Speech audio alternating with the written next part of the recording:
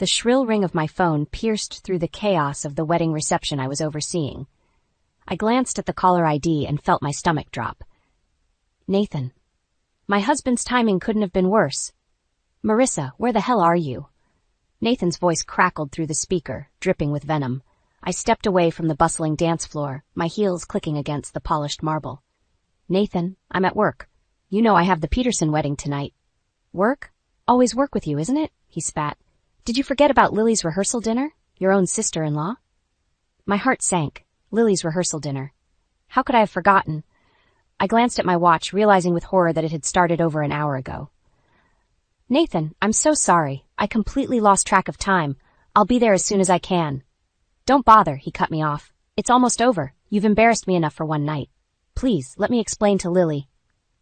Oh, I'm sure she'll understand, Nathan's voice dripped with sarcasm. After all, it's only the most important day of her life. But hey, at least you didn't miss planning some stranger's wedding, right? I felt the sting of tears in my eyes. That's not fair, Nathan. This is my job. I can't just... Your job? He laughed bitterly. Your precious job is more important than family? Than me? Before I could respond, a commotion near the cake table caught my attention. The bride was gesturing wildly, her face flushed with anger. Nathan, I have to go. There's an emergency with the bride. We'll talk about this when I get home, okay? Don't bother coming home tonight, he snarled. I'm sure you can find a nice cozy office to sleep in.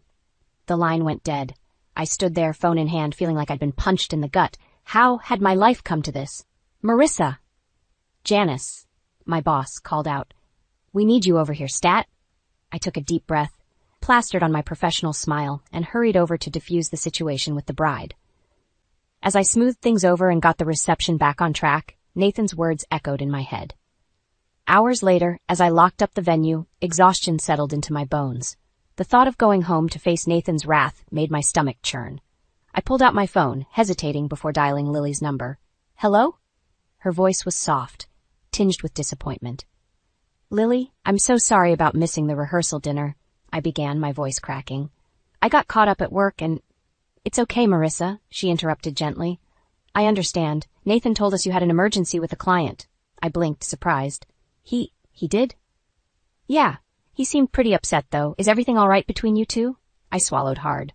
We're fine. Just a little stressed with work and the wedding planning. Well, don't work too hard, Lily said. We need our star wedding planner in top form for the big day.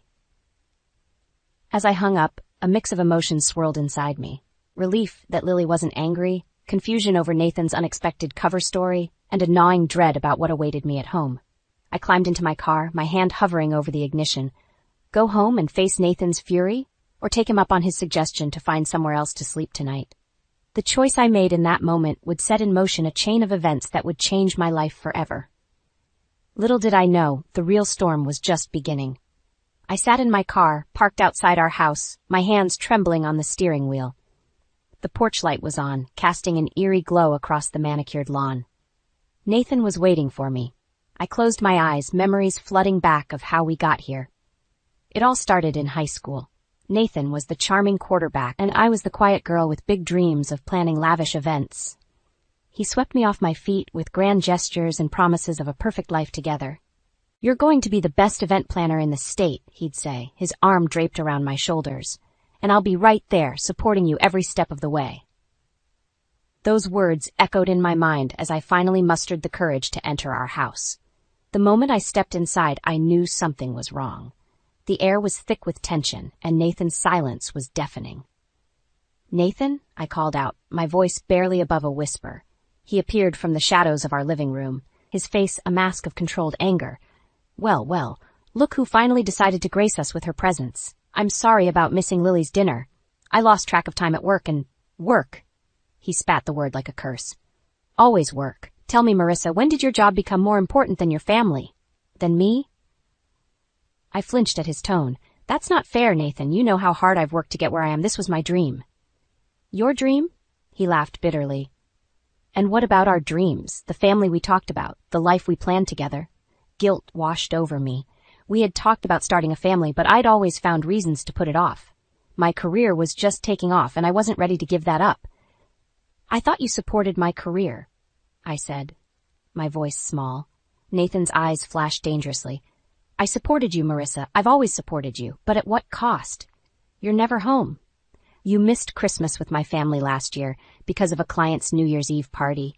And now Lily's rehearsal dinner? I opened my mouth to defend myself, but he cut me off. Do you know how embarrassing it was to explain your absence? To watch my mother's disappointment? To see the pity in everyone's eyes? Tears stung my eyes. I'll make it up to Lily. I'll plan her the most beautiful wedding she could ever imagine. Nathan's laugh was cold and humorless. Of course you will, because that's what you do best, isn't it? Plan perfect days for strangers while neglecting your own family. His words cut deep, each one a dagger to my heart. I wanted to argue to defend myself, but a part of me wondered if he was right. Had I really lost sight of what was truly important? I'm sorry, I whispered, the fight draining out of me. Nathan's expression softened slightly, and for a moment I saw a glimpse of the boy I fell in love with all those years ago. He stepped closer, cupping my face in his hands. I love you, Marissa, he said softly. But something has to change. We can't go on like this. I nodded, relief washing over me. Maybe we could fix this. Maybe it wasn't too late. But then his grip on my face tightened, his fingers digging into my skin. From now on, you're going to start putting this family first.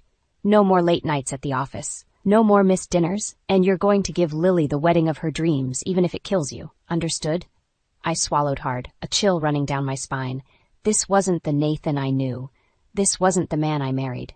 But as I looked into his eyes, I realized with a sinking heart that maybe it was. Maybe this was who he'd been all along, and I'd been too blind to see it. Understood, I whispered, sealing my fate with a single word. The alarm blared at 5 a.m., jolting me awake. I reached out to silence it, careful not to disturb Nathan. As I slipped out of bed, his words from last night echoed in my mind. No more late nights at the office. I tiptoed to the kitchen, my heart racing as I brewed coffee and scrolled through my overflowing inbox. 63 new emails. I'd have to tackle them before heading to the office. The sun was barely peeking over the horizon when Nathan stumbled into the kitchen, his eyes narrowing at the sight of me hunched over my laptop. Working already? He growled. I quickly closed the screen. Just checking the weather. He grunted, unconvinced, and poured himself coffee. The silence between us was suffocating. I was thinking, I ventured, maybe we could have dinner with your mom and Lily tonight, to make up for missing the rehearsal dinner? Nathan's face softened slightly. That's actually a good idea. I'll call them. As he left the room, I let out a breath I didn't realize I'd been holding. Small victories. At the office, Janice cornered me the moment I walked in. Marissa, where are we with the Goldstein wedding? They've been calling non-stop. I felt a pang of guilt. The Goldstein wedding was next week, and I was nowhere near ready.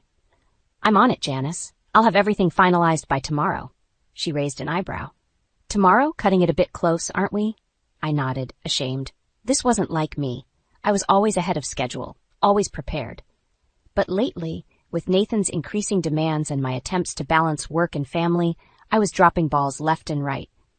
The day flew by in a blur of phone calls, vendor negotiations, and last-minute crisis management. Before I knew it, it was 6:30 p.m. Panic set in as I realized I was late for dinner with Nathan's family. I rushed into the restaurant at 7:15, out of breath and disheveled. Nathan's eyes flashed with anger as I approached the table. I'm so sorry, I gasped. There was an emergency with... Save it. Nathan cut me off, his voice low and dangerous. We've heard it all before. Lily jumped up to hug me, her smile warm and genuine. It's okay, Marissa. We're just glad you're here now. Grace, Nathan's mother, nodded in agreement, but I could see the disappointment in her eyes. It cut deeper than Nathan's anger. As we ate, I tried to steer the conversation towards Lily's wedding plans, hoping to smooth things over. So, have you decided on a color scheme yet? Lily's eyes lit up. Actually, I was hoping to talk to you about that.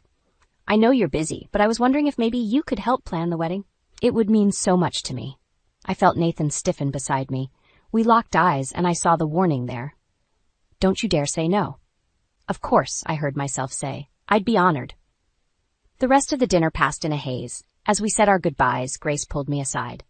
Marissa, dear, is everything all right? You seem stressed. For a moment, I considered telling her everything. About Nathan's controlling behavior. About the impossible balancing act I was trying to maintain. But then I saw Nathan watching us, his jaw clenched, and the words died in my throat. Everything's fine, I lied. Just busy with work. The drive home was silent. As soon as we walked through the door, Nathan exploded. "What the hell was that?" he shouted. "You embarrass me in front of my family, and then you agree to plan Lily's wedding? Are you trying to make me look bad?" "Nathan, please," I pleaded. "I'm trying my best. I thought you'd be happy I agreed to help Lily." He grabbed my arm, his fingers digging in painfully. "Your best isn't good enough. You need to do better, for this family, for me." As I looked into his eyes, cold and unforgiving, I realized with startling clarity that I didn't recognize the man in front of me anymore. And worse, I didn't recognize myself. Something had to change. But as Nathan's grip tightened, I wondered if it was already too late. The morning after our disastrous family dinner, I woke to the insistent buzz of my phone. Lily's name flashed on the screen. I answered, my voice still thick with sleep. "Marissa, I hope I didn't wake you," Lily chirped, her excitement palpable even through the phone. "I just couldn't wait to start planning. Are you free for lunch today?"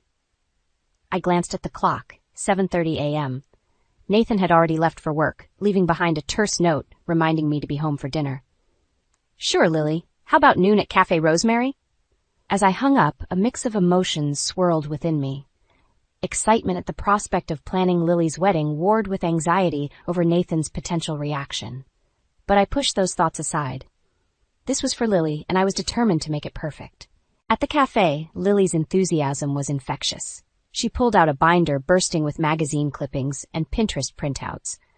"I was thinking a spring garden theme," she gushed. "Lots of pastels, wildflowers, maybe even butterflies." I found myself caught up in her joy, my professional instincts kicking in. We spent hours poring over color swatches and venue options, the time flying by. It wasn't until my phone buzzed with a text from Nathan that reality came crashing back. "Where are you? Dinner's in an hour." I looked at my watch in horror. It was already 5 p.m. "Lily, I'm so sorry, but I have to go. Nathan's expecting me home." Lily's face fell. "Oh, of course. I didn't realize how late it was. We got so caught up." She hesitated, then added softly, "Marissa, is everything okay with you and Nathan? You seem on edge lately." For a moment, I considered confiding in her, but the words stuck in my throat. How could I tarnish her image of her brother? "Everything's fine," I lied. "Just busy with work, you know." I rushed home, my mind racing. As I pulled into the driveway, I saw Nathan's car already there. My heart sank. The moment I stepped inside, Nathan was on me. "Where the hell have you been?" he demanded, his face twisted with anger. "I was with Lily," I explained quickly. "We were discussing wedding plans. I lost track of time." "Lost track of time?" he sneered. "Seems to be a habit with you lately. What about your actual job? Or have you forgotten about that too?" As if on cue, my phone rang. It was Janice. I answered, my voice shaking. "Janice, Marissa, where are the finalized details for the Goldstein wedding?" Janice's voice was sharp with frustration. "The ceremony is in 3 days, and the client is threatening to pull out if we don't have everything sorted by tomorrow morning." I felt the blood drain from my face. In the whirlwind of Lily's planning, I'd completely forgotten about the Goldstein wedding. "I'll have everything to you first thing tomorrow, I promise," I said, my mind already racing through what needed to be done. As I hung up, Nathan's cold laughter filled the room. "Looks like someone's in trouble at work. Maybe if you focused more on your job instead of playing fairy godmother to my sister, you wouldn't be in this mess." His words stung, but a part of me knew he was right. I was dropping balls left and right, failing at work and at home. Something had to give. "I'll fix this," I said, more to myself than to Nathan. "I'll make it right." Nathan's eyes narrowed. "You better, and while you're at it, you might want to think long and hard about your priorities, because from where I'm standing, you're failing at everything." As he stormed out of the room, I sank to the floor, overwhelmed. I had a crucial decision to make. My career, my marriage, my relationship with Lily. Everything was hanging by a thread, and I knew that whatever I chose, something would have to be sacrificed. With shaking hands, I reached for my laptop. I had a long night ahead of me, and the choices I made in the coming hours would shape the rest of my life. The question was, what was I willing to lose? The weeks following my late-night scramble to save the Goldstein wedding were a blur of endless to-do lists and sleepless nights. I was determined to prove to everyone, Nathan, Janice, and myself, that I could handle it all. Lily's wedding plans were coming together beautifully, and I felt a glimmer of hope that maybe, just maybe, I could make this work. That hope shattered on a rainy Tuesday afternoon. I was on my way to meet with Lily's florist when my phone rang. It was Grace, Nathan's mother. Marissa, dear, her voice trembled. There's been an accident. Nathan's in the hospital. The world tilted on its axis. What happened? Is he okay? Car accident. They say he'll be fine, but he's asking for you. I made a sharp U-turn, my heart pounding. As I sped towards the hospital, my phone buzzed incessantly. Lily, Janice, the florist. I ignored them all. At the hospital, I found Grace in the waiting room, her face pale with worry. He's in there. She pointed to a room down the hall. Go on, I'll wait here. I hesitated, then stepped into Nathan's room. He lay there, bruised and bandaged, looking more vulnerable than I'd ever seen him. For a moment, I saw the boy I fell in love with all those years ago. Marissa, he croaked, reaching for my hand. You came. Of course I came, I said, squeezing his hand. I was so worried. His grip tightened. I thought I might never see you again, and all I could think was how much I regretted our fight. Tears welled in my eyes. Nathan, no, let me finish, he interrupted. I've been horrible to you. I see that now. I want to change, to be better, for you, for us. I felt a weight lift from my chest. This was what I'd been waiting for, wasn't it? A chance to start over, to rebuild our marriage. But then my phone buzzed again. Lily's name flashed on the screen and reality came crashing back. I had responsibilities, commitments, people counting on me. I have to take this, I said, stepping out of the room. Marissa, where are you? Lily's voice was frantic. The florist is threatening to cancel if we don't finalize the order today. I glanced back at Nathan's room, torn. Lily, I'm so sorry. There's been an accident. Nathan's in the hospital. Oh my God, is he okay? Should I come? No, he's fine. Just some bruises.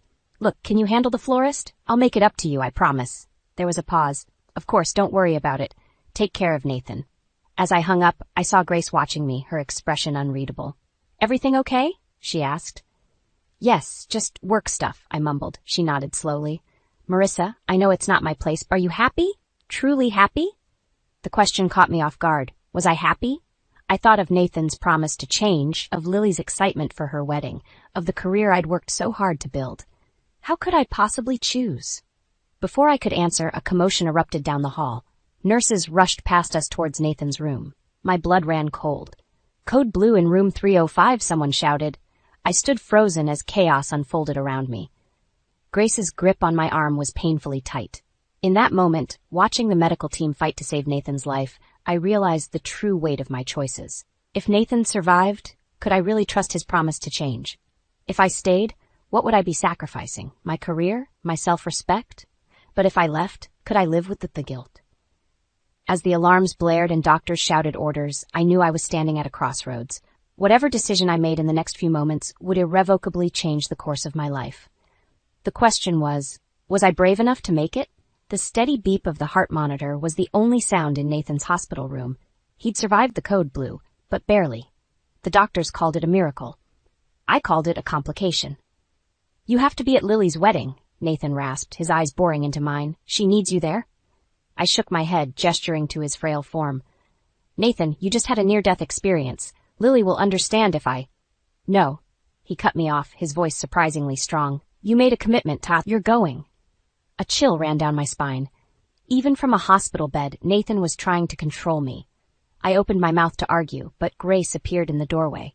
Marissa, dear, she said softly, can I speak with you outside? In the hallway, Grace's facade crumbled. Lily just called. She's frantic. With Nathan in the hospital and you here, she's worried the wedding will fall apart.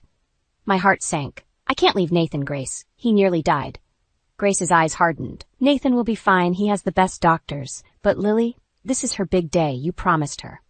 The weight of expectation pressed down on me. I felt like I was suffocating. I'll go, I heard myself say. Just let me say goodbye to Nathan. Back in the room, Nathan's lips curled into a triumphant smile. I knew you'd make the right choice, he said. Don't let me down. The drive to the wedding venue was a blur. My ribs ached from the accident, a constant reminder of the chaos my life had become. As I pulled up to the picturesque garden, I saw Lily pacing anxiously. Marissa, she cried, rushing towards me. Thank God you're here. Everything's falling apart. The caterer's late, the flowers are wrong, and... She stopped short, taking in my appearance. Are you okay? You look awful. I forced a smile. I'm fine, just a little banged up from the accident. Don't worry, I'll fix everything. The next few hours were a whirlwind of crisis management. I juggled vendors, rearranged seating charts, and soothed Lily's frayed nerves. all while ignoring the stabbing pain in my side and the constant buzz of my phone with updates from the hospital. As guests began to arrive, I ducked into a bathroom to catch my breath. The woman in the mirror was a stranger, pale, with dark circles under her eyes and a hospital gown peeking out from under her hastily thrown-on blazer. My phone buzzed again. "Nathan, where are you?" his text read. "The doctor wants to discuss my treatment plan." I closed my eyes, fighting back tears. How had I let things get this far? A knock at the door startled me. "Marissa?" It was Janice. "Are you in there? We have a situation." I took a deep breath and opened the door. Janice's eyes widened at my appearance, but she pressed on. "The groom's family is threatening to leave. Something about the seating arrangement?" "I'll handle it," I said automatically, my body moving on autopilot. As I navigated the brewing family drama, my vision began to blur.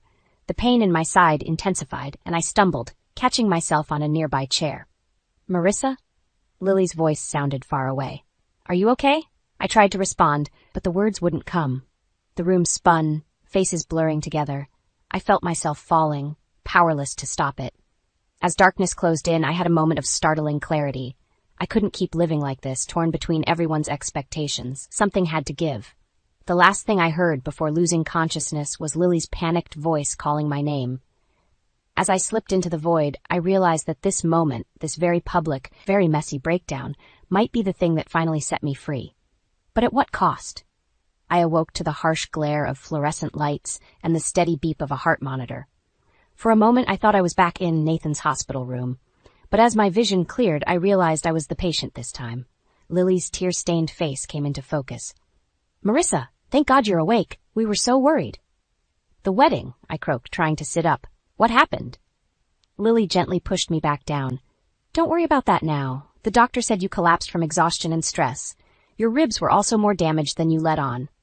Shame washed over me. I'd ruined Lily's big day. "I'm so sorry, Lily. I never meant to."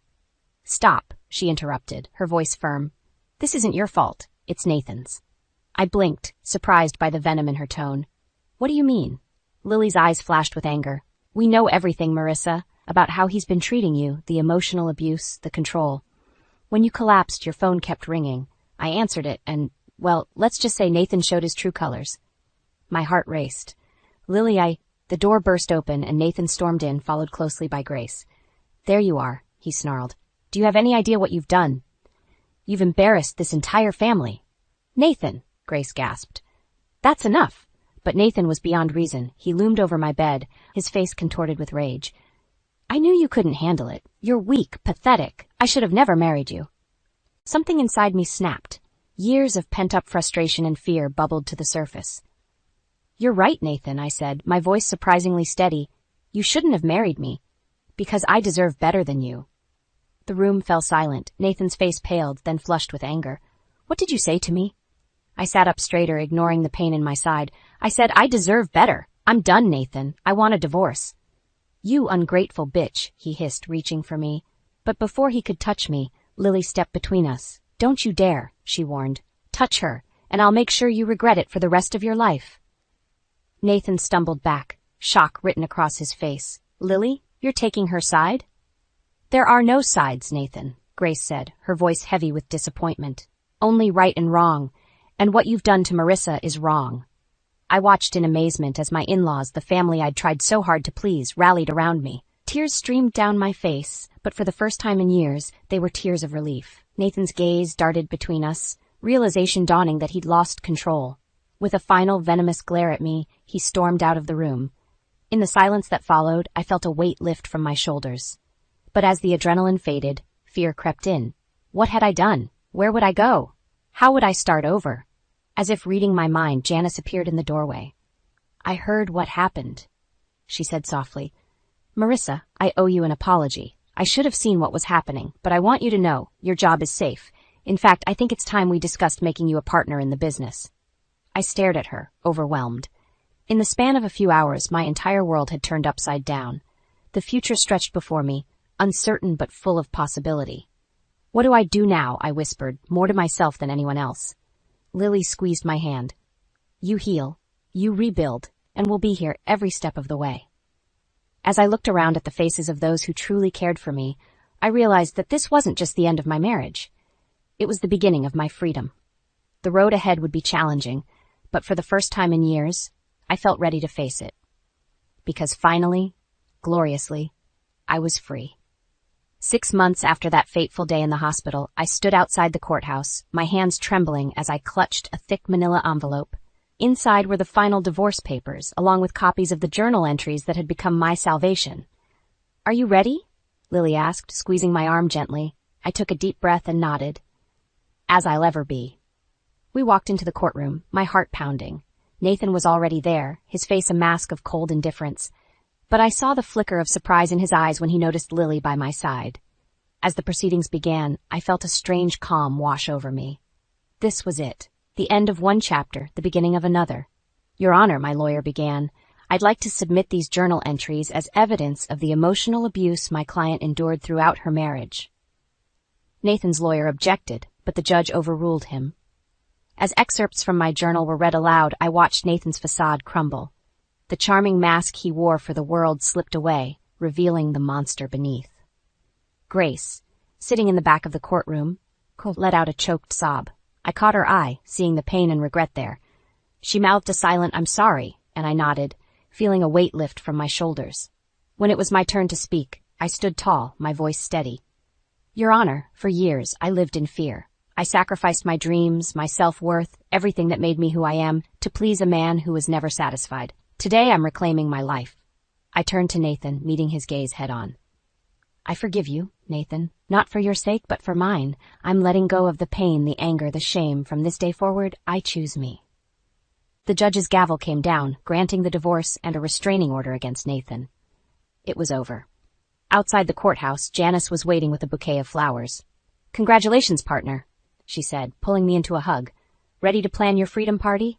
I laughed, feeling lighter than I had in years. "You bet, but first, I have one last thing to do." I walked over to Grace, who stood alone, looking lost. "Grace," I said softly. She turned, tears in her eyes. "Marissa, I'm so sorry. I should have seen what was happening. I should have protected you." I took her hands in mine. "You're here now. That's what matters." "But I've lost everything," she whispered. "My son, my family." I shook my head. "No, you haven't. Lily and I, we're still your family, if you want us to be."